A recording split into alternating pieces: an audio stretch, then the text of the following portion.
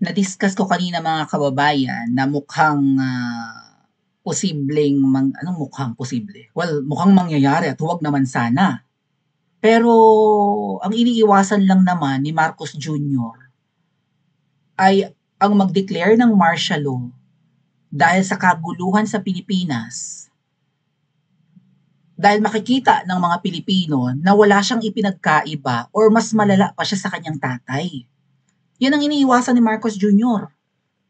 Ang magdeklara ng martial law. Kasi ang Marcos Sr. nag-declare ng martial law. At 'di ba, naging balita all over the world na bulok ang pamumuno noon dahil puro pangungurakot. Hindi puro korap, parang yung leader lang yung korap noon eh.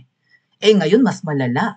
Korap mula taas hanggang baba. Pati mga konsehal ng barangay, kurakot mga ate at kuya. Halos lahat ng mga politiko kurakot noon yung pinuno lang. Di ba pinagmamalaki nila yan? Dati ang kurakot, ang ano lang iisa lang ngayon lahat kurakot na. Yun naman pala ngayon iniiwasan, sa tingin ko ni Marcos Jr. na mag-declare ng martial law dahil lalo siyang malilabel na walang pinagkaiba or mas malala pa sa kanyang tatay. Kaya lang mukhang mapipilitan yan dahil maya't maya ang mga rally, protesta, at pagpalag ng iba't ibang mga lahi sa kanilang bansa. At isa nga po dyan lately ay ang Myanmar na ang gulo-gulo ngayon at nag-take over na po ang militar. May military junta, may kudeta. Dahil sa nangyaring dayaan noong 2021, so hindi na pinamumunuan ng mga politiko ang Myanmar kundi ng mga militar. Ngayon po, kakasuhan nila ang mga mukhang anong mukha? Sasampahan talaga nila ng kaso ang mga retiradong militar ng Pilipinas or men in uniform.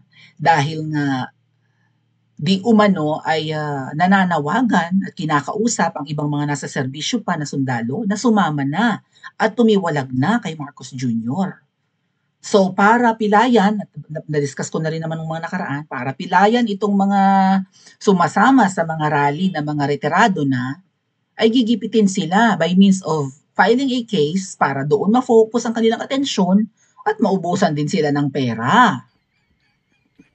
Okay?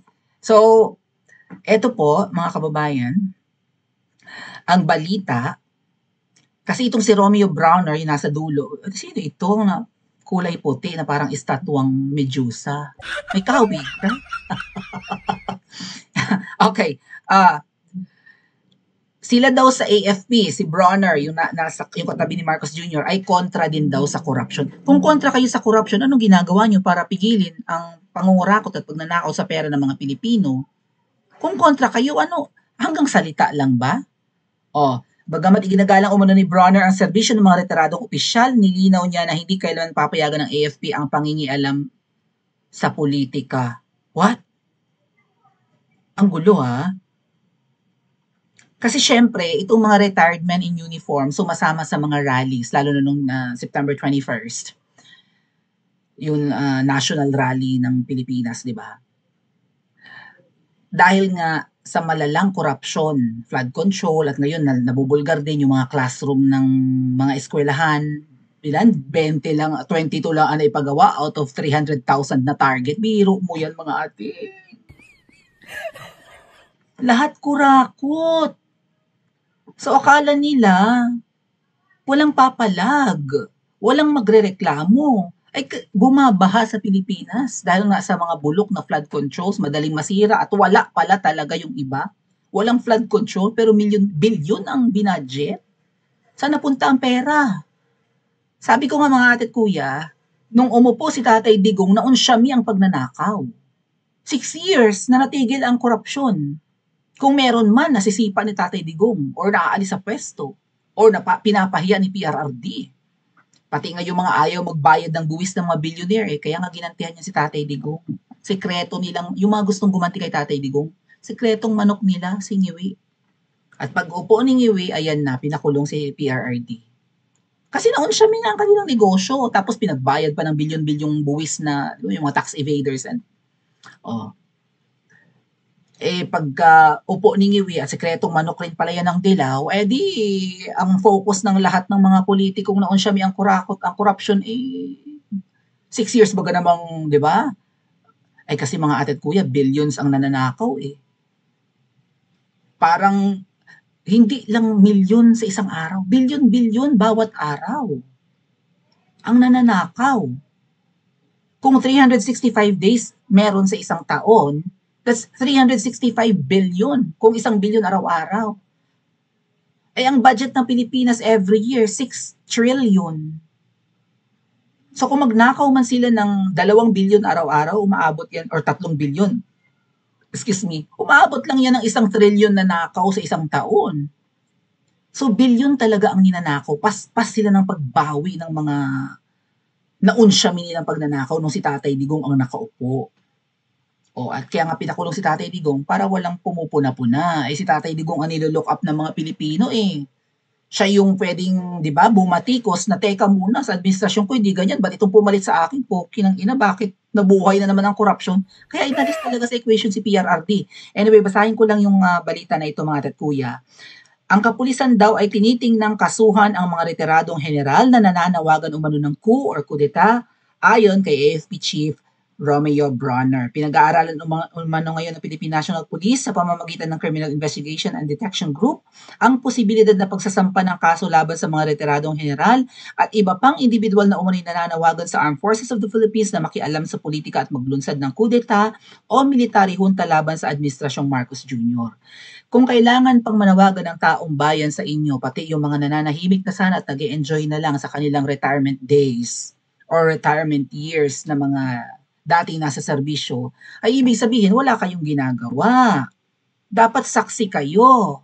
Dapat ang trabaho ng mga kasundaluhan protektahan ang Pilipinas, hindi ang politiko. Bakit kailangan pang manawagan? Sayang ang mga intelligence funds ninyo. Hindi kayo updated sa mga current events? Hindi nyo nababalitaan tong mga ghost projects? Pag bumaha, hindi kayo nagtatanong sa inyong sarili? Yun ba yun mga kuya? Hindi man lang ba nagagawa magtanong ng mga kasundaluhan at kapulisan? At ng militar na, teka, bakit bumabaha? Konting ulan. Ba't ang lala? Di ba may billion-billion for flood control? Saan napupunta? Kung against kayo sa corruption, hindi na kailangan manawagan ng mga retirado, dapat sila nag-e-enjoy na lang. Dahil may mga edad na, hindi na dapat bumababa ng kakalsadahan, may mga maintenance na yan, masakit na mga kasukasuan. Hindi na kailangan magsalita pa ng ordinaryong gawin nyo ang trabaho nyo. After all, ang sinisweldo nyo galing sa buwis ng taong bayan, pinagpawisan. Dugot pawis ng mga Pilipino yung ine-enjoy nyo. Sa panayam ng DZRH, sinabi ni AFP Chief of Staff General Romeo Bronner Jr. Junior din? Ay naku po, ginoo ko. Hoy mga junior dyan, yung mga the first or kahit yung the second, itayo nyo naman ang bandila ninyo. Nakakahiyang maging junior, di ba? Kasi sa amin, mga ate at kuya, sa Kabisayaan, maybe not all, pero ang impression kasi sa mga junior ay spoiled na anak. Kasi syempre, di ba, namesake mo yung tatay mo eh. Or minana mo yung pangalan ng tatay mo, so mahal na mahal ka. Therefore, pampered ka, hindi lang ng tatay mo, ng nanay mo, pati ng mga kamag-anak nyo, lolo nyo lalo at lola. Kaya sa amin ng mga junior, mga spoiled, mga pasaway. Matitigas nga ang ulo eh. Anyway, not all, but I hope, itayo nyo nga ang bandiyan ng mga junior, yung iba pang junior dyan, mag-comment na rin sa comment section, diba? Or kung may anak kayong the first or the second. Huwag nyong hayaang maging spoiled. Ano ba to? Anyway, kahit hindi nila direktang sinasabi, hinihikayat nilang makialam ang AFP. So, kinausap nga si Bronner ng mga retirado. Isa umano sa mga nakipagpulong kay Bronner noong Setyembre 20 para siguro sa rally ng 21 ay, yan nga, isang araw bago ang malalaking anti-corruption rally sa Luneta at EDSA ay nagbanta na kung hindi kikilos ang AFP laban sa katiwalaan, sila mismo ang kikilos. Ganito pala yung dialogue na nangyari. Di ba narinig natin yan? I think retired General Romeo Poquiz at kung sino-sino pa yung mga nasa labas noon ng Camp Aguinaldo, sila rin yung galing sa House of Representatives, Batasan Complex, na naglakad papuntang Camp Aguinaldo. Nakakapagtaka lang, di sila sumalis sa EDSA. Nandun ang maraming tao. Yung Luneta, nag-evacuate na eh. Natapos agad yung EDSA, inabot pa ng hating gabi. O yung liwasan, ano nangyari doon? Anyway, wala namang aalog-alog sila doon, wala namang nakakakita. So, hindi lang pala ito kasi 'di ba narinig natin 'yan, may mga post noon si Romeo Poquez, at kung sino-sino pang mga generals na retired na, okay, meron ng napag-usapan thingy-thingy, may nakausap na kaming tagaloob, ang hinihiling lang ay dumami tayo, 'di ba parang ganyan? So, hindi nga dumami, yan ang nakakalungkot. Sinasabotahe talaga ang mga protests. May mga double agents. May mga mata ang kabilang parlor. Even sa Dahig nga, di ba? Yan, wala nang pumupunta sa Duterte Street.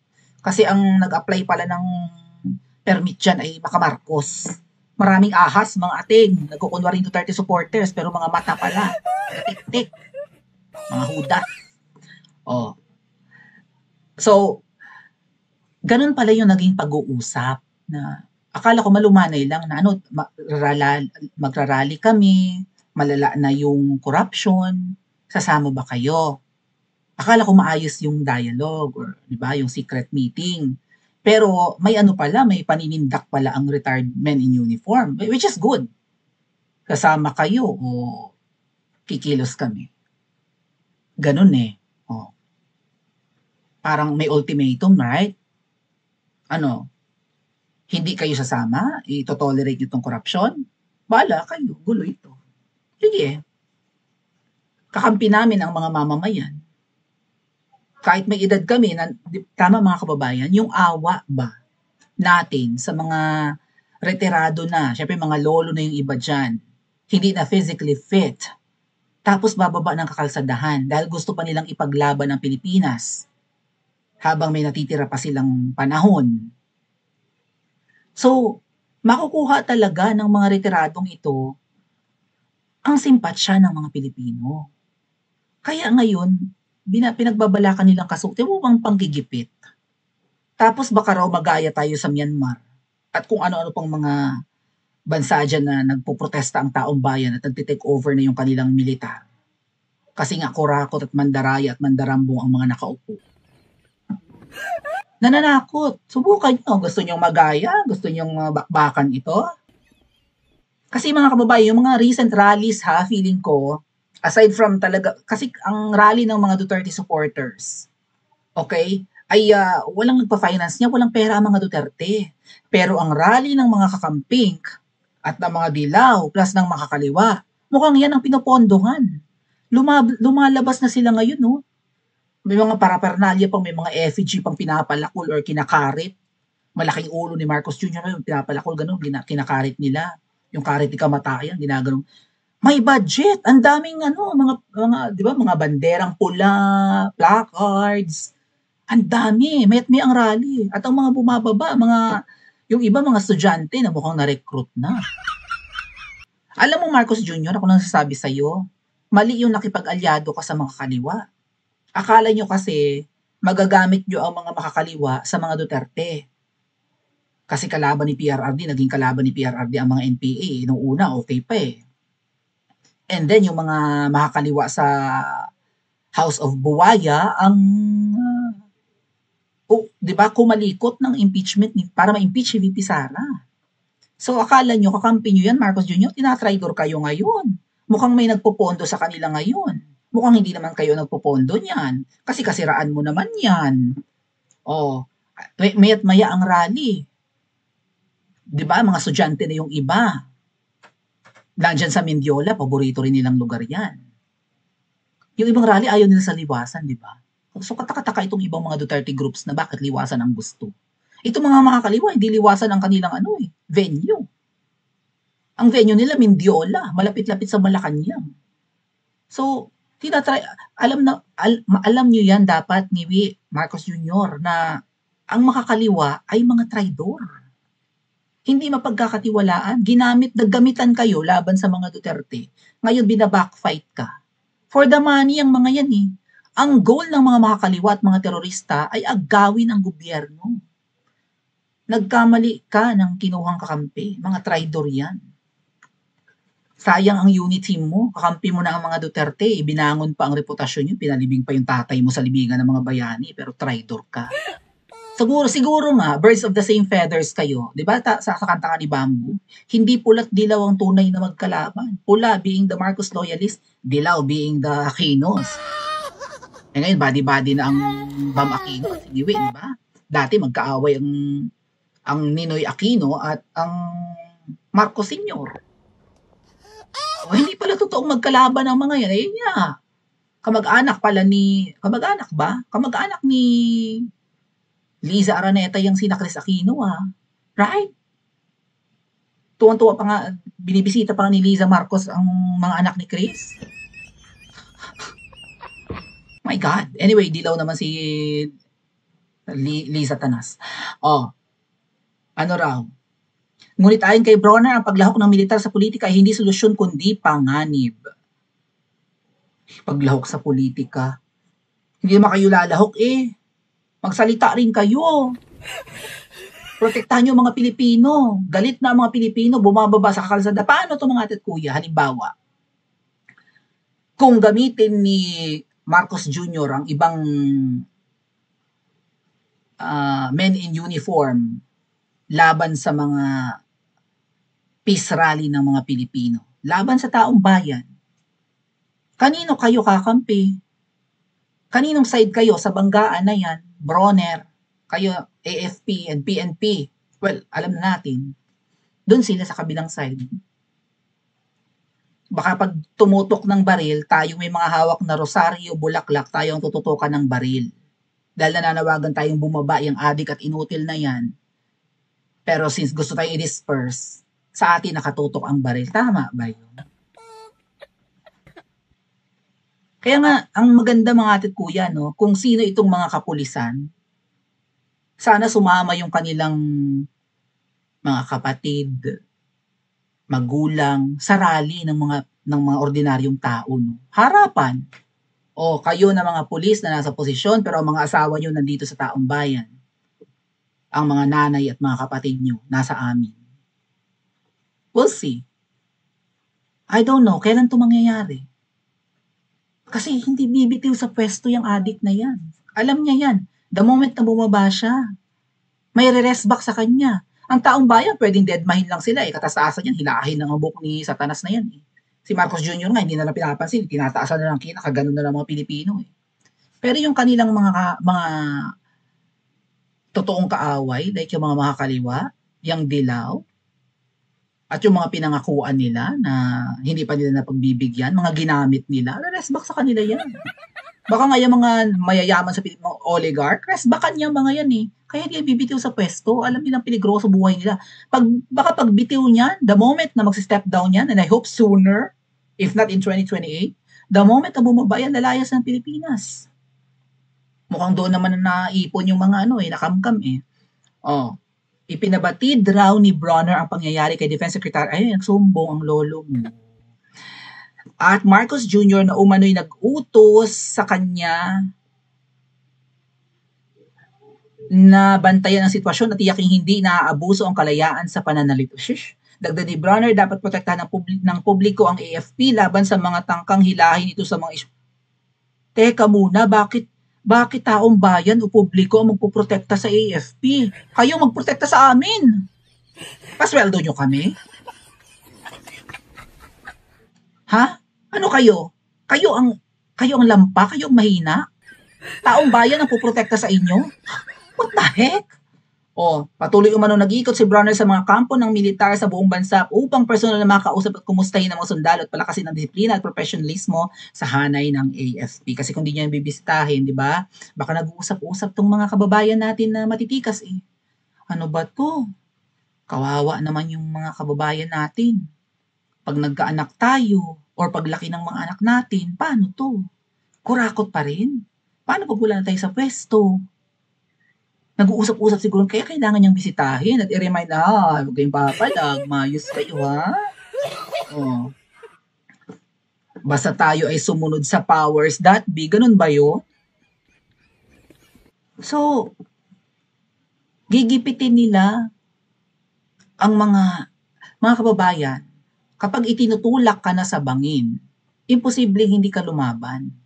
Imposible hindi ka magreklamo. or magsalita, ba't mo 'to ginagawa? Anong ginawa ko sa'yo, ba't mo ko ihuhulog sa bangin? Yan yung analogy, eh. At kapag hirap na ang mga Pilipino, nagsasalita, lumalabas. At tapos tayong ginigipit sa atin pa nananawagan na protektahan sila, sina Bronner, ang AFP, ang matitikas, sila pa, baliktad yata. Agree? Kaya comment niyo po sa comment section at mag-like and subscribe din po kayo.